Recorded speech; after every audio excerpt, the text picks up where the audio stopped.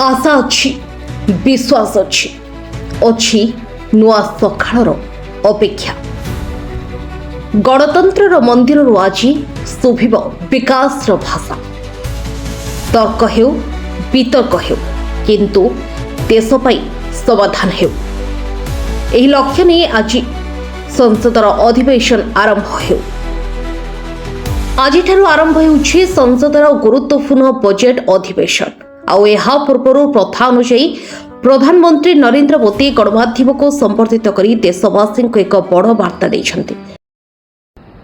कल राष्ट्रपति जी का उद्बोधन 140 करोड़ देशवासियों के आत्मविश्वास की अभिव्यक्ति था। 140 करोड़ देशवासियों के पुरुषार्थ का लेखा जोखा था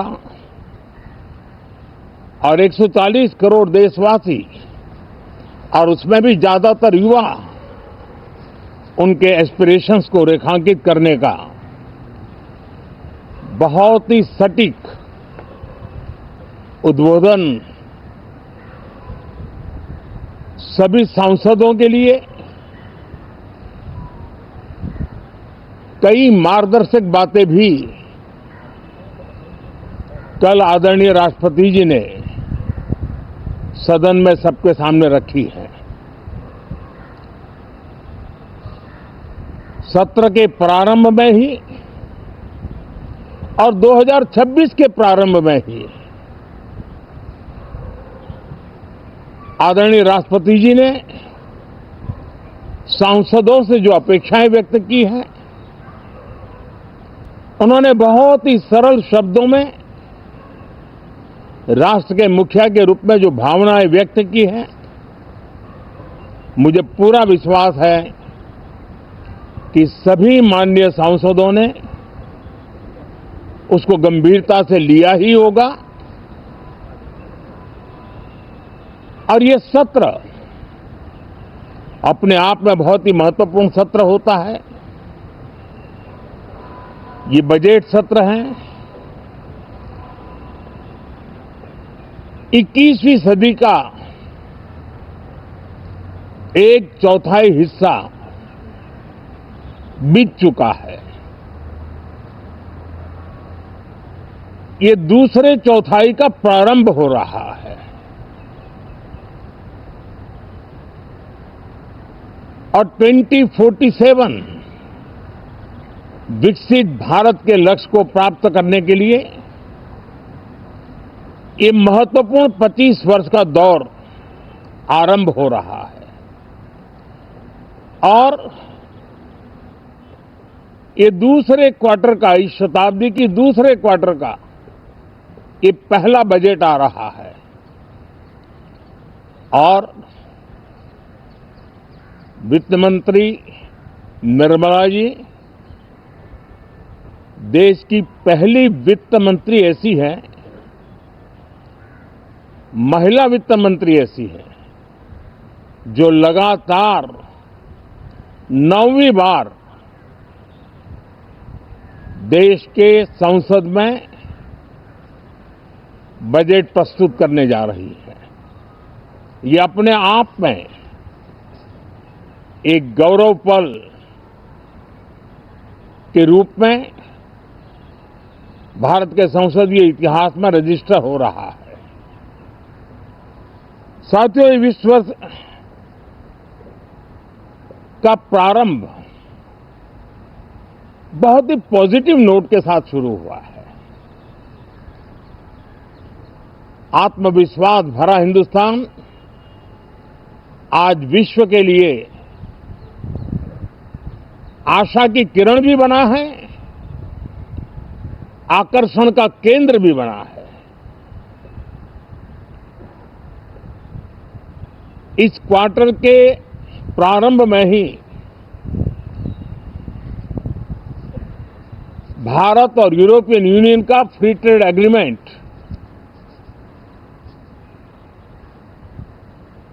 आने वाली दिशाएं कितनी उज्जवल है भारत के युवाओं का भविष्य कितना उज्जवल है, उसकी एक झलक है। ये free trade for ambitious Bharat है। ये free trade for aspirational youth है। ये फ्री ट्रेड फॉर आत्मनिर्भर भारत है। और मुझे पक्का विश्वास है, खास करके जो भारत के मैन्युफैक्चरर्स हैं,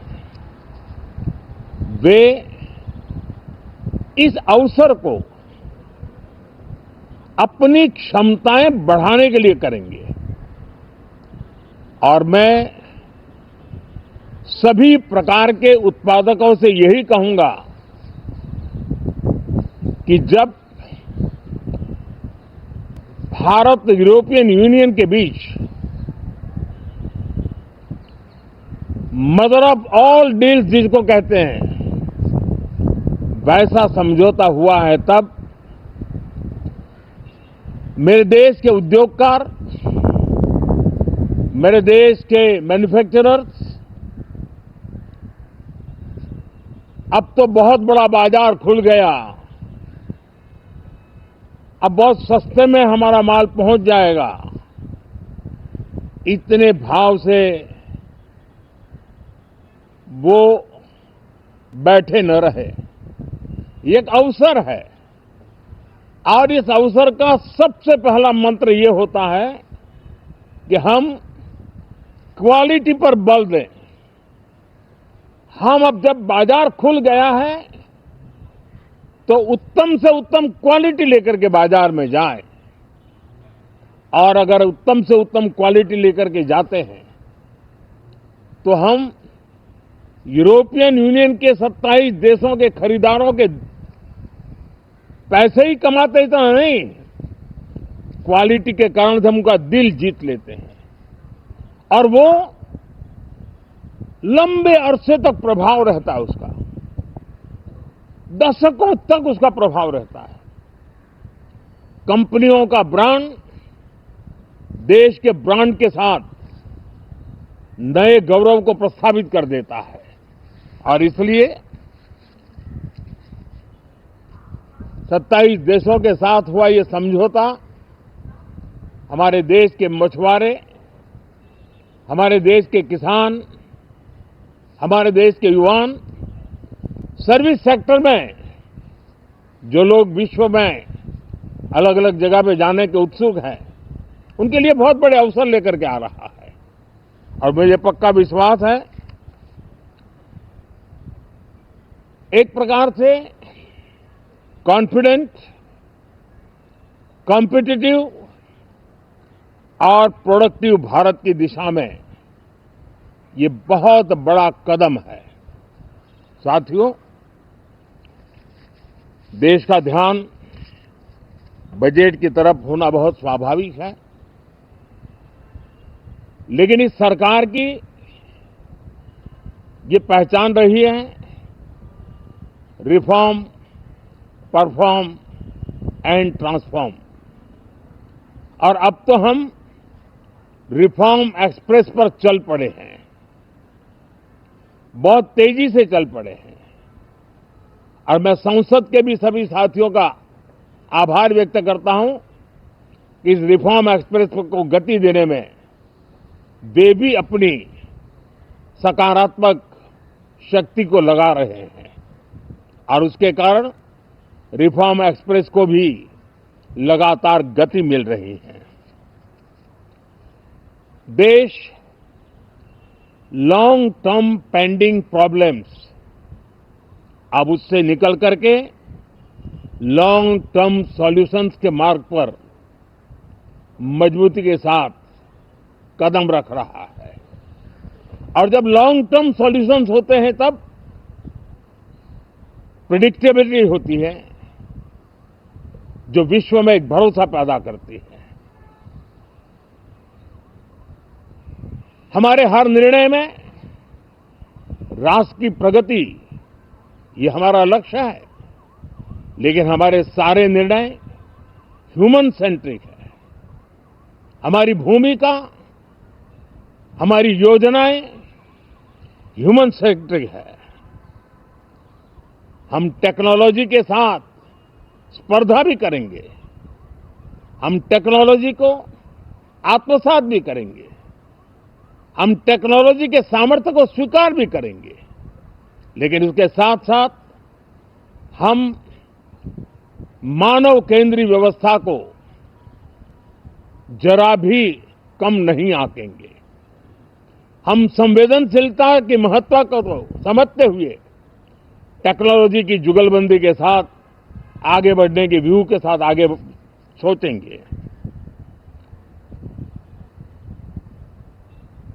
जो हमारे टीकाकार रहते हैं साथी, हमारे प्रति पसंद नापसंद का रवैया रहता है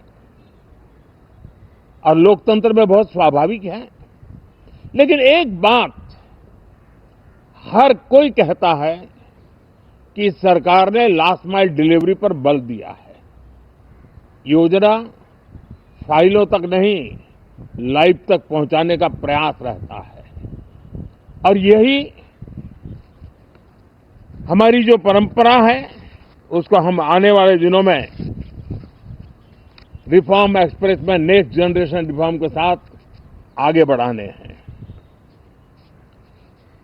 भारत की डेमोक्रेसी और भारत की डेमोग्राफी आज दुनिया के लिए एक बहुत बड़ी उम्मीद है। तब इस लोकतंत्र के मंदिर में हम विश्व समुदाय को भी कोई संदेश दें, हमारे सामर्थ्य का, हमारे लोकतंत्र के प्रति समर्पण का, लोकतंत्र की प्रक्रिया के द्वारा हुए निर्णयों का सम्मान करने का ये अवसर है और विश्व इसको जरूर स्वागत भी करता है, स्वीकार भी करता है। आज जिस प्रकार से देश आगे बढ़ रहा है, आज समय व्यवधान का नहीं है, आज समय समाधान का है। आज प्राथमिकता व्यवधान नहीं है, आज प्राथमिकता समाधान है। आज भूमिका व्यवधान के माध्यम से रोते बैठने की नहीं है, आज हिम्मत के साथ समाधानकारी निर्णयों का कालखंड है। मैं सभी माननीय सांसदों से आग्रह करूंगा कि वे आएं, राष्ट्र के लिए आवश्यक समाधानों के दौर को हम गति दें, निर्णयों को हम शक्ति दें और लास्ट माइल डिलीवरी में हम सफलतापूर्वक आगे बढ़ें। साथियों, आप सबका बहुत बहुत धन्यवाद, बहुत बहुत शुभकामनाएं। देशर साधारण जनतांकर नजर आज এই অধিবেশন উপরে রয়েছে। विश्वर अस्थिर परिस्थिति मध्य भारतर बजेट केमिति हेबो एवं विकासर रथ किपरि आगकु बढ़िबो ताहा उपरे रहिছে समस्तंकर दृष्टि। तेबे देखिबाकु बाकी रहिला प्रधानमंत्री एई आह्वान को विरोधी किपरि ग्रहण करूछंती एवं चलित अधिवेशन देश पई कोन नुआ उपहार नै आसुछि। Bureau report, ground news 7।